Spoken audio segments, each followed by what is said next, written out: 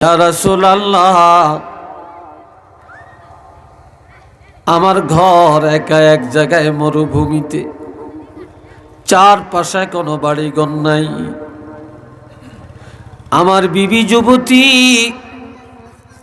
আমার বিবি একা একা ঘরের মধ্যে কিভাবে থাকবে? কে তাকে পাহারা দিবে? আমার একা ঘর একা বাড়ি।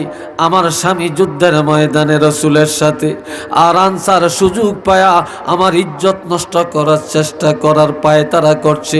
সাথে সাথে মহিলা দরজাটা বন্ধ করে দিয়া বলল, এরে আনসার, তুমি একজন সাহাবীর বন্ধু, তুমি এখনই আল্লাহকে ভয় করো, তুমি আর সামনে একটা কদমও আগাইও না। সত্যবাদী, এই সত্যবাদী বলতে সাহাবায়ে কেরাম। দুনিয়াতে যত সত্যবাদী মানুষ আছে, তবে সাহাবায়ে কেরামের চাইতে উত্তম সত্যবাদী আর কেউ নাই। এই সাহাবীদেরকে আল্লাহ সিদ্দিকিন বলছেন, সিদ্দিক বলছেন, সত্যবাদী বলছেন।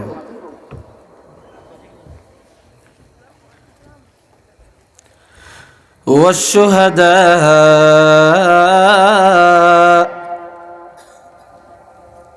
শহীদগণ। এখানে আরেকটা চেয়ার দেব। শহীদগণ যারা ইসলামের জন্য জান কোরবানি করেছে, যারা কোরআনের জন্য জীবন বিলাইয়া দিয়েছে, আল্লাহর জমিনে আল্লাহর দ্বীন কায়েমের জন্য যারা জীবন বিলাইয়া দিয়েছে, এমন শহীদ যারা, এই শহীদগণ বিনা হিসাবে জান্নাতে যাবে।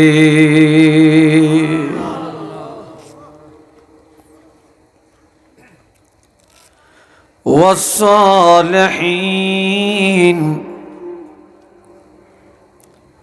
4 নম্বরে সালিহিন অর্থ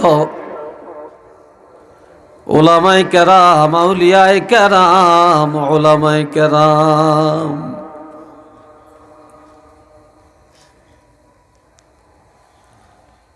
তাহলে আমরা এই আয়াতের দ্বারা বুঝলাম যে আল্লাহকে মানে, যে রাসূলের মানে, যে তাওহীদ মানে, রিসালাত মানে, তারা 1 নম্বরে নবীদের বন্ধু হয়ে জান্নাতে যাবে, 2 নম্বরে সাহাবীদের বন্ধু হয়ে জান্নাতে যাবে, 3 নম্বরে শুহাদায়ে কেরামের বন্ধু হয়ে জান্নাতে যাবে, 4 নম্বরে আউলিয়ায়ে কেরাম, ফজলায়ে আযম, উলামায়ে কেরামদের বন্ধু হয়ে জান্নাতে যাবে।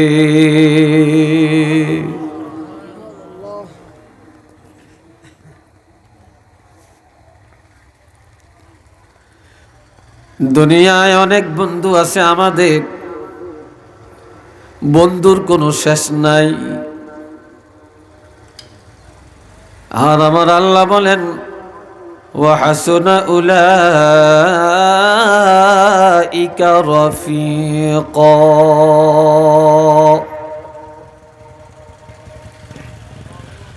নবীদের সাথে যারা ভালোবাসা রেখেছে, সাহাবীদেরকে যারা ভালোবেসেছে, শুহাদায়ে কেরামকে যারা ভালোবেসেছে, আউলিয়ায়ে কেরাম, উলামায়ে কেরামকে যারা ভালোবাসছে, তাদের এই ভালোবাসা, তাদের এই বন্ধুত্ব কতই না উত্তম বন্ধুত্ব বা উত্তম ভালোবাসা হয়ে গেছে। উচ্চ আওয়াজে বলেন সুবহানাল্লাহ। এদের এই ভালোবাসাটাই সর্বোত্তম ভালোবাসা, এই সঙ্গটাই সর্বোত্তম সঙ্গ। এই জন্যে আল্লামা রুমি বলছেন, সোহবতে সালেহ তোরা সালেহ কুনদ, সোহবতে তালেহ তোরা তালেহ কুনদ। মাইলে মোমেন সোয়ে মোমেন মিশাওয়াদ, মাইলে কাফের সোয়ে কাফের মিশাওয়াদ। নেককার ওলি আল্লাহদের সাথে যারা ভালোবাসা রাখছে, এই ভালোবাসার কারণে তারা সে ওলি আল্লাহ নেককারদের বন্ধু হয়ে জান্নাতে যাবে। আর কাফের বেঈমান ইহুদি নাসারার সাথে যারা ভালোবাসা রেখে চলছে, ওই বেঈমান ইহুদি নাসারার বন্ধু হয়ে তারা জাহান্নামে যাবে। আর এক শায়ের বলেন, মোমেনের বন্ধু হবে মোমেন, মোমেনের বন্ধু হবে সাহাবায়ে কেরাম, মোমেনের বন্ধু হবে আল্লাহ, মোমেনের বন্ধু হবে ওলি আল্লাহ। আর কাফেরের বন্ধু হবে কাফের। মোমেনের বন্ধু কাফের হতে পারে না, আর কোন কাফেরের বন্ধু মোমেনরা হতে পারে না।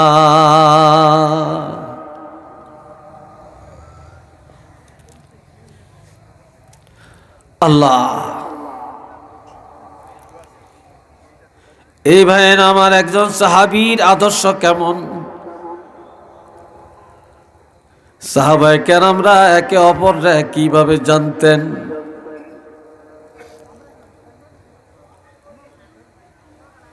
একদিন আল্লাহর হাবিব জিহাদের মধ্যে যাওয়ার ঘোষণা দিলেন। কোথায়?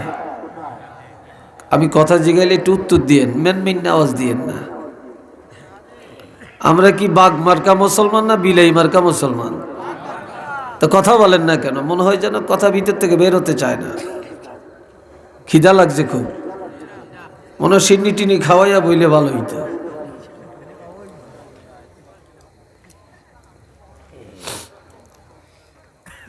আমার প্রাণের ভাইরা, আল্লাহর হাবিব জিহাদের মাঠে যাবেন। হযরত সালাবা রাদিয়াল্লাহু, তিনি একজন মুহাজির, তিনি হিজরত করে মদিনায় আসছেন।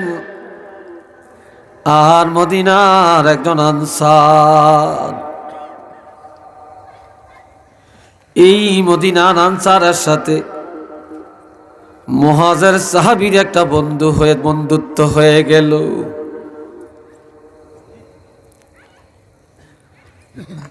আর আল্লাহর নবী জিহাদের ঘোষণা দিলেন। দোনো বন্ধুর মনের আশা নবীর সাথে জিহাদে যাবেন,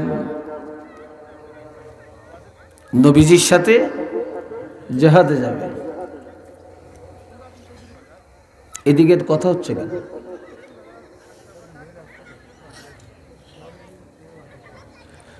আমার প্রাণের বন্ধুরা খেয়াল করেন, আল্লাহর হাবিবের সময়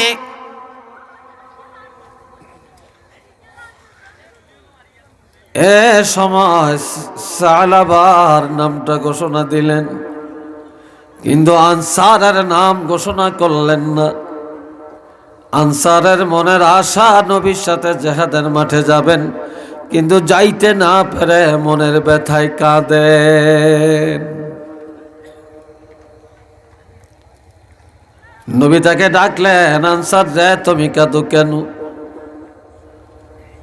আনসার বলে, ইয়া রাসূলুল্লাহ, আমার মনের অভিপ্রায় ছিল আপনার সাথে আমি যুদ্ধে যাব, কিন্তু আপনি তো আমাকে নেন না, আমার নামটা ঘোষণা দিলেন না, কিন্তু আমার বন্ধু মুহাজিরের নামটা ঘোষণা দিলেন। আর এই সময় মুহাজির আল্লাহর হাবিবের কাছে একটা দরখাস্ত করল, ইয়া রাসূলুল্লাহ, আমার ঘর একা এক জায়গায় মরুভূমিতে, চারপাশে কোনো বাড়িঘর নাই, আমার বিবি যুবতী, আমার বিবি একা একা ঘরের মধ্যে কিভাবে থাকবে, কে তাকে পাহারা দিবে? তখন আমার নবী বললেন, সিদ্ধান্তের পরিবর্তন হবে না রে। এ মুহাজির সালাবা, তুমি আমার সাথে যুদ্ধের ময়দানে যাবে, আর তোমার বন্ধু আনসার তোমার বাড়িটা পাহারা দিবে। সে তোমার বাড়ি পাহারা দিবে। চলে গেলেন মুহাজির নবীর সাথে যুদ্ধের মাঠে। আনসার বন্ধুর বাড়ি পাহারা দিয়ে রাখছে। হঠাৎ একদিন ঘরের ভিতরের থেকে আওয়াজ আসলো, আনসার।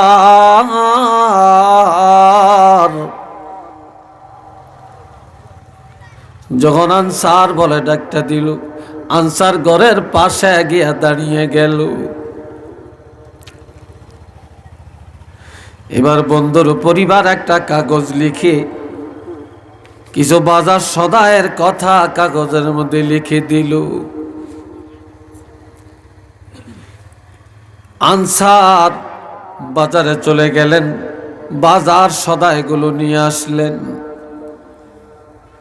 দরজার মধ্যে যখন টোকা মারলেন, বন্ধুর পরিবার দরজা খুলে দরজার আড়ালের মধ্যে চেহারাটা আড়াল করে নিজের হাত বাড়ায়া আনসারের হাত থেকে যখন বাজার সদাই নিতেছিল, তখন আনসারের নজরে বন্ধুর পরিবারের হাত তার নজরে পড়ে গেল। এত সুন্দর চেহারা, এত সুন্দর নকশা হাতের, এত রূপ, যার হাতের মধ্যে এত রূপ তার চেহারার মধ্যে জানি কত রূপ।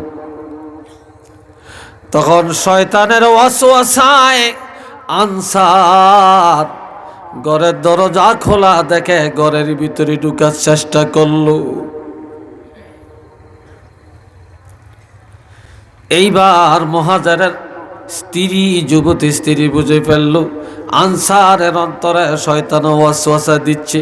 আমার একা ঘর একা বাড়ি, আমার স্বামী যুদ্ধের ময়দানে রাসূলের সাথে, আর আনসার সুযোগ পায়া আমার ইজ্জত নষ্ট করার চেষ্টা করার পায়তারা করছে। সাথে সাথে মহিলা দরজাটা বন্ধ করে দিয়া বলল, এরে আনসার, তুমি একজন সাহাবীর বন্ধু, তুমি এখনই আল্লাহকে ভয় করো, তুমি আর সামনে একটা কদম আগাইও না। একটু জোরে কন্যা সুবহানাল্লাহ।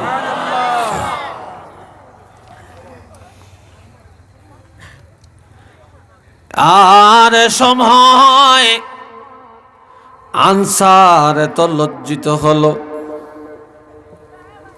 লজ্জিত হয়ে বাড়ি ছেড়ে পাহাড়ে পাহাড়ে পাগলের ন্যায় ঘুরে আর আমার আল্লাহকে ডাকে, আর নিজের অপরাধের জন্য অনুশোচনা করে। জিহাদের ময়দান থেকে বিজয় বেশে গাজীর মর্যাদা নিয়া সাহাবী হযরত মুহাজিরান আসালাবা রাদিয়াল্লাহু যখন ফিরে আসলেন, বাড়িতে এসে বিবিকে বলল, বিবি রে, আল্লাহর হাবিবের নির্দেশে আমার বন্ধু আনসার বাড়ি পাহারা দেওয়ার দায়িত্বে ছিল, সে বন্ধু আনসার কোথায় আছে? বিবি বলে ফেলল, স্বামী, আনসার কোথায় আছে এটা বলতে পারি না, তবে এমন আনসারকে যেন এই জমিনের উপরে আল্লাহ লালন পালন বা রক্ষা না করে।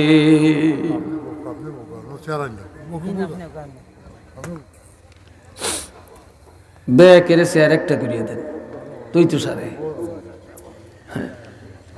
বসেন বসেন, কথা কেন না।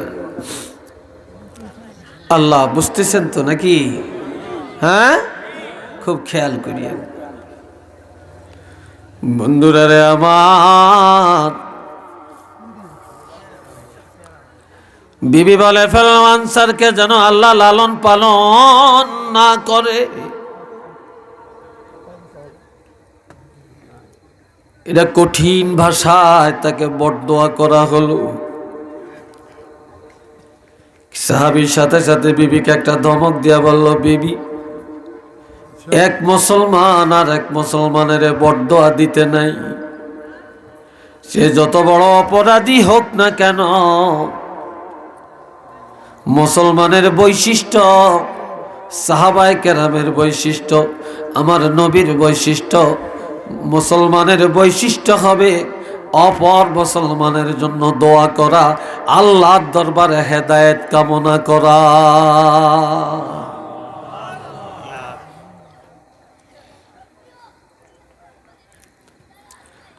তখন সাহাবী বুঝে ফেললেন নিশ্চিত একটা কঠিন কিছু ঘটনা ঘটে গেল, যার কারণে তার বিবি এই কথা বলতে বাধ্য হলো। তখন মুহাজির একজন সাহাবী, তিনি চিন্তা করেন আমি একাই জান্নাতে যাব এটা তো হবে না, সাহাবীরা জান্নাতে যাবে এটা তো হয় না। আমার ভাই আনসার যদি কোনো গুনাহে লিপ্ত হইয়া জাহান্নামী হয়ে থাকে, তাহলে আমার একজন সাহাবী হইয়া প্রথম দায়িত্ব হবে আমার ভাইকে জাহান্নাম থেকে বাঁচানো। সে কোথায় আছে তালাশ করি, এবং সে যে অন্যায় করেছে সেই অন্যায়ের জন্য তাকে তওবা করানোর ব্যবস্থা করি।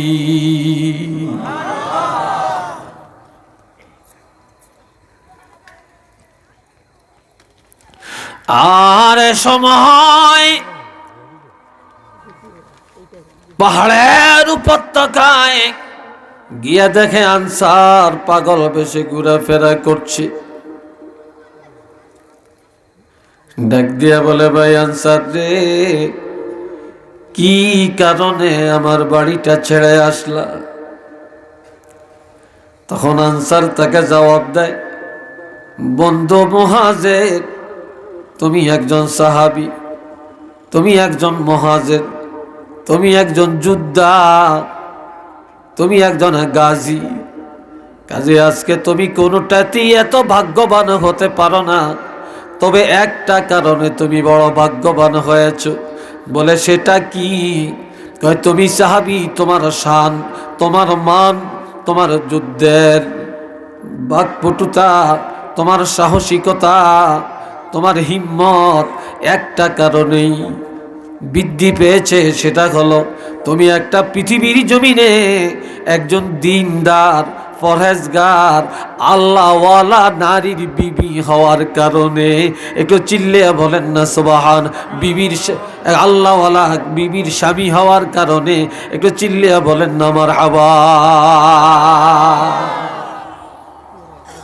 একজন আল্লাহওয়ালা, একজন নেককার দিনদার মহিলার স্বামী হওয়ার কারণে সকল দিক থেকে তোমার ভাগ্য আল্লাহ সুপ্রসন্ন করেছে।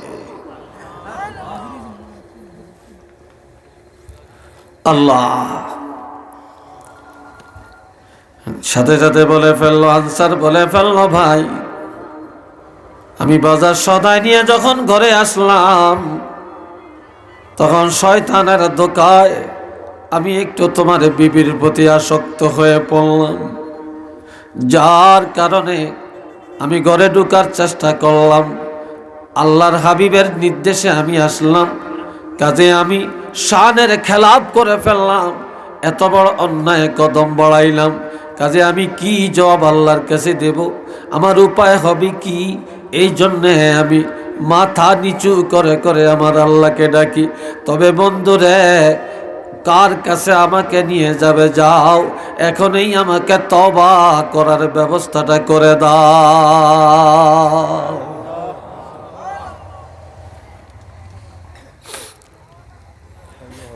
এই সময় দুই বন্ধু চলে গেলেন হযরত ওমরের দরবারে। কার দরবারে? হযরত ওমর ফারুক রাদিয়াল্লাহর কাছে। হযরত ওমরকে ঘটনা জানানো হয়।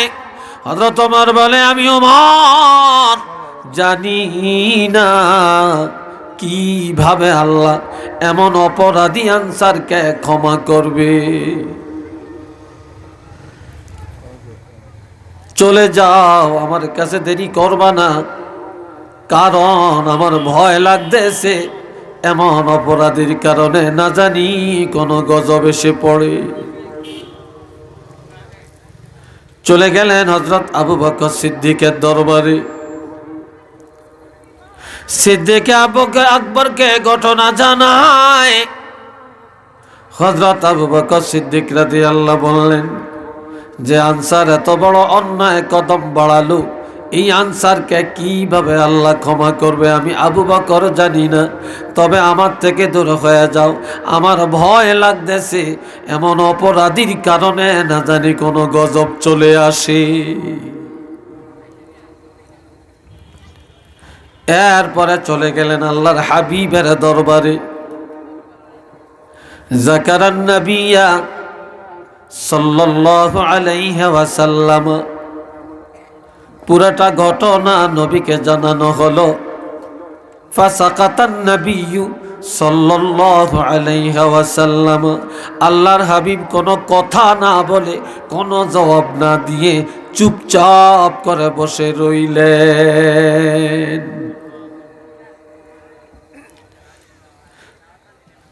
চিন্তা করে যে আনসারে আমি পাঠালাম বন্ধুর বাড়ি পাহারা দেওয়ার জন্য, সেখানে সে এত বড় গুনার দিকে কদম বাড়ায়, তিনি চুপ করে রইলেন কোনো কথা না বলে।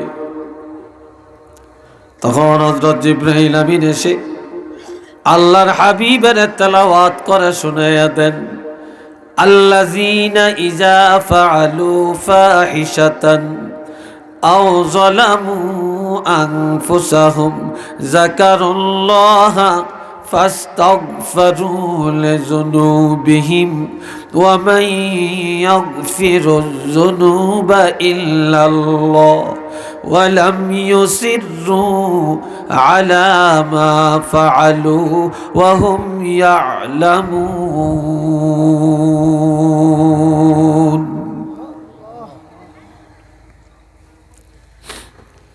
এ বাবাজিরা আমার আল্লাহ বলেন জিবরিল আমিনকে পাঠিয়ে দিয়া ঘোষণা দিয়া দেন, যারা অন্যায় করে ফেলে, ব্যভিচার করে ফেলে, সীমা লঙ্ঘন করে ফেলে, বা কবিরা গুনাহ করে ফেলছে, আর গুনাহ করে কারো ক্ষতি করে না, আও যালামু আনফুসাহুম, যারা অপরাধ করে নিজের আত্মার উপরে জুলুম করে বসছে, অপরাধের কারণে নিজকে নিজে জাহান্নামী বানাইয়া দিয়েছে। এরপর যাকারুল্লাহ, আমার আল্লাহকে স্মরণ করে অনুতপ্ত হয়, নিজের গুনার চিন্তা করে গুনার জন্য অনুতপ্ত হয়, কান্দে, আমার আল্লাহকে ডাকে। ফাস্তাগফিরু লিযুনুবিহিম, আর গোপনে গোপনে আমার আল্লাহর কাছে ক্ষমা চায়। আমার আল্লাহর কাছে যারা ক্ষমা চায়, মাপ চায়, তওবা করে, আল্লাহ জানিয়ে দেন ওয়া মান ইয়াগফিরুয যুনুবা ইল্লাল্লাহ, হাবিব আপনি জানিয়ে দেন এমন অপরাধীর অপরাধ আল্লাহ ক্ষমা না করলে কে আছে বন্দার গুনাহ ক্ষমা করবে? আপনি আনসারকে জানিয়ে দেন আমি আল্লাহ এই আনসারের অপরাধকে ক্ষমা করে দিয়েছি। একটু চিল্লিয়ে বলেন না সুবহানাল্লাহ।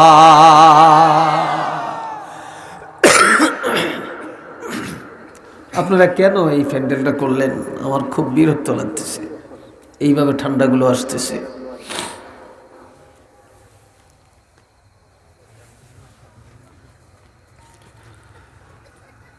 আল্লাহ, একটু দরুদ শরীফ পড়েন। আল্লাহুম্মা সাল্লি আলা মাওলানা মুহাম্মদ ওয়া আলা আলি সাইয়্যিদিনা জোরে জোরে আল্লাহুম্মা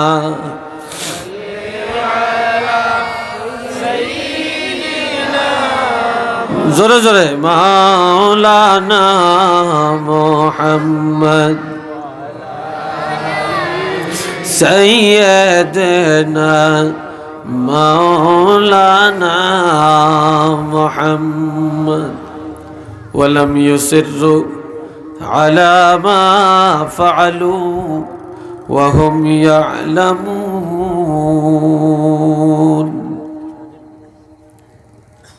ঈমানদারেরা ইচ্ছা করে অপরাধ করতে পারে না। মুসলমান ইচ্ছা করে করে কবিরা গুনাহ করতে পারে না। যে মুসলমান দাবি করে ইচ্ছা করে সুদ খাইতে পারে না, ঘুষ খাইতে পারে না, জুলুম করতে পারে না, মানুষ কতল করতে পারে না, কারো হক কারো অধিকার খর্ব করতে পারে না, জিনা ব্যভিচারে যাইতে পারে না, মদ জুয়ার আড্ডায় যাইতে পারে না। কেননা মুসলমানের অপরাধ যদি হয়ে যায় অনিচ্ছায় হয়। কেননা যারা খাঁটি মুসলমান তারা কখনো জানিয়ে শুনিয়ে অপরাধ করে না। একটু চিল্লিয়ে বলেন না নাউজুবিল্লাহ।